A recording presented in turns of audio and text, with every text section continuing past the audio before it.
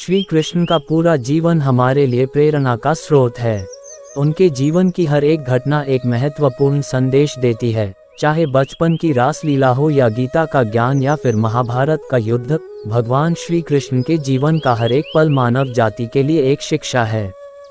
महाभारत के युद्ध की एक घटना है जो मुझे बहुत ज़्यादा प्रेरित करती है और मुझे उम्मीद है आप लोग भी इसे काफ़ी एंजॉय करेंगे। और हाँ, कहानी को केवल पढ़ के मत छोड़ देना, क्योंकि इससे मिलने वाला संदेश आपका जीवन बदल सकता है। श्री कृष्ण ने अपनी पूरी सेना दुर्योधन को सौंप दी थी और स्वयं पांडवों की तरफ से युद्ध का आगाज कर रहे थे। भगवान कृष्ण ने अर्जुन से वादा किया था कि वह युद्ध में हथियार नहीं उठाएंगे और निहत्थे ही पांडवों को विजयी बनाएंगे। युद्ध के 9वें दिन कौरवों के सेनापति भीष्म पितामह में चारों तरफ कहर बरपा रखा था।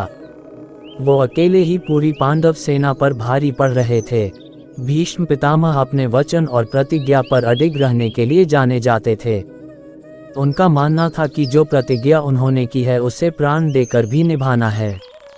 एक तरफ श्री कृष्ण अपने निहत्थे रहने के वचन से बंधे थे, लेकिन वहीं भीष्म पितामह पांडव सेना पर आग उगल रहे थे। ऐसा लग रहा था मानो कुछ क्षण में ही भीष्म पांडवों को हरा देंगे।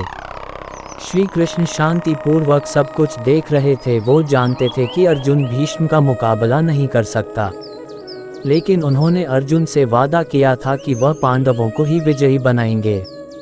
वही महाबलशाली भीष्म पांडवों का तहस नहस करने में लगे थे। यही सोचकर श्री कृष्ण ने भीष्म पितामह को रोकने के लिए रथ का पहिया उठा लिया, लेकिन भीष्म जानते थे कि श्री कृष्ण भगवान हैं, इसीलिए उन्होंने मुस्कुराते हुए अपने धनुष बाण एक ओर रख दिए और हाथ जोड़कर खड़े हो गए। तब ही भीष्म पितामह ने कहा, भगवान, आपने तो युद्ध में कोई शस्त्र ना उठाने का वादा किया था और आप तो भगवान हैं, आप अपना वादा कैसे तोड़ सकते हैं। तभी श्री कृष्ण ने कहा, हे भीष्म, आप तो खुद ज्ञानी हैं। आप कभी अपना वचन या प्रतिज्ञा नहीं तोड़ते, इसीलिए आपका नाम भीष्म पड़ा। लेकिन शायद आप नहीं जानते कि धर्म और सत्य की रक्षा करना आपकी प्रतिज्ञा से ज़्यादा बढ़कर है। आप अपनी प्रतिज्ञा और वचन पर अटल हैं, लेकिन अपनी प्रतिज्ञा निभाने के चक्कर में अधर्म का साथ दे रहे हैं। याद रहे, जब जब दुनिया में धर्म का नाश होगा तब तब मैं इस धरती पर अधर्म का नाश करने अवतरित होता रहूँगा।